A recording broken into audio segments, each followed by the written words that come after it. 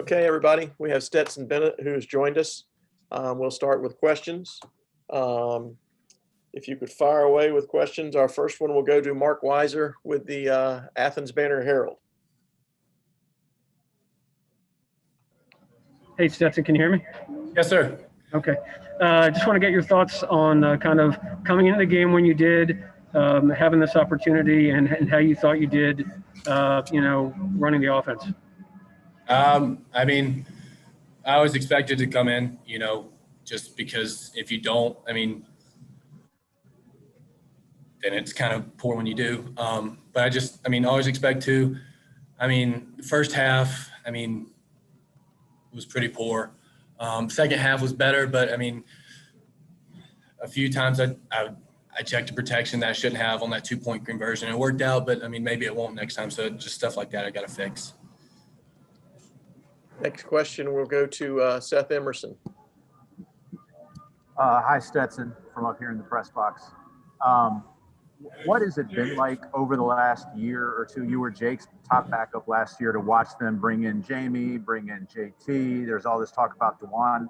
How do you basically stay in it and end up out here kind of saving the day? Right. It's tough, but at the end of the day, there's a lot of people in the world and a lot of voices, a lot of people talking, a lot of people who don't know a lot of stuff talking. And really the only people you can listen to are those close to you and yourself, and just work every day. And,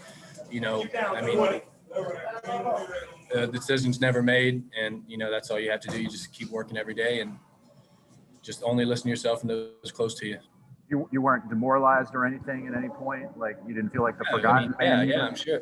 Yeah, at some point, a little bit, but at the end of the day, Coach Smart's bringing everybody in here to compete, and he's trying to win a national championship. And if those guys coming in here, give us the best chance to win a national championship, then that's what we're going to do. And you just got to compete every day with those guys. So. Next question will go to Anthony Dasher. Hey, Stetson, you hear me okay? Yes, sir. Good. In some ways, was it a little bit easier coming in off the bench in the first half? And in the second half, it looked like your confidence really started to take an upshoot. I wonder if you could just kind of address at that point at the time that it did. Yeah. I don't know about easier coming off the bench versus starting on. I can't speak to that because, I hadn't started a game ever. But I definitely coming in the second half was easier than coming in straight off, just feeling more comfortable with the guys and going in there and knowing what we were about to do. After that 2-minute drill, that really boosted the confidence before the half. Our next question will go to Dean Legge. Hey, Stetson, do you think y'all win today without you getting in there? I don't know. There's really no way you can tell that. There's no way to tell that. So I think, whenever I'm in there, I'm going to do everything I can to win the football game, and whoever's in there is going to do whatever they can to win a football game. But no, I don't know that answer. We'll next go to Augusta Stone with the Red and Black. Hey, Stetson, how are you doing? Can you hear me all right? Yes.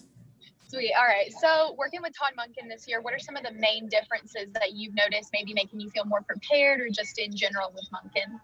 Right.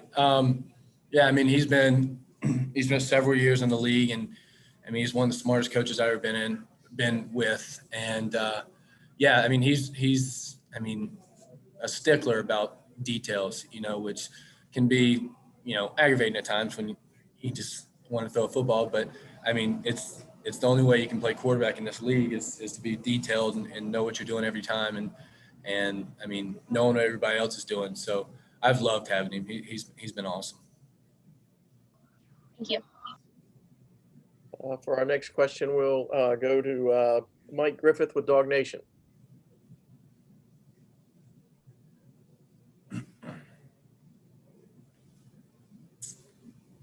I'm sorry, we'll go to Chip Towers with the AJC.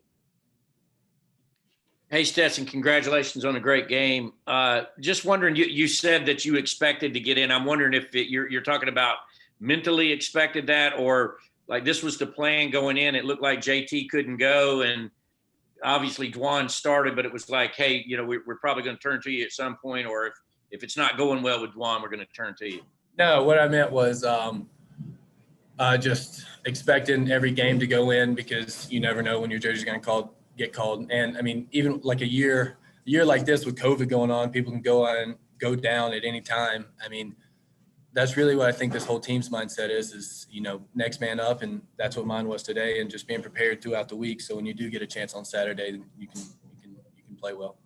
Just following up, knowing your background, you've kind of lived for this moment. I think you came off the bench and rallied Georgia to a win. I mean, what's that feel like? Oh, nice. Felt better than not doing that. Thank you. Next question will go to Connor Riley with Dog Nation.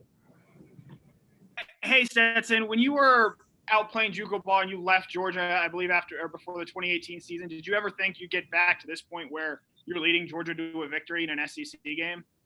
Well, when I left, no, I didn't think I'd ever be back. But when I came back, yeah, I thought I'd be here. Two different things. And then as a sort of follow-up to that, what was this past month of preseason practice like for you in terms of trying to get reps and trying to find a rhythm? I mean, the only way you can do it is every rep you get, and you practice the best of your ability. And, every time you're out on that field, you take it as an honor thing, and just practice your best and play your best football for the University of Georgia. Thanks, Stetson. Appreciate your time, buddy. Congratulations. Thanks, sir. Thank y'all.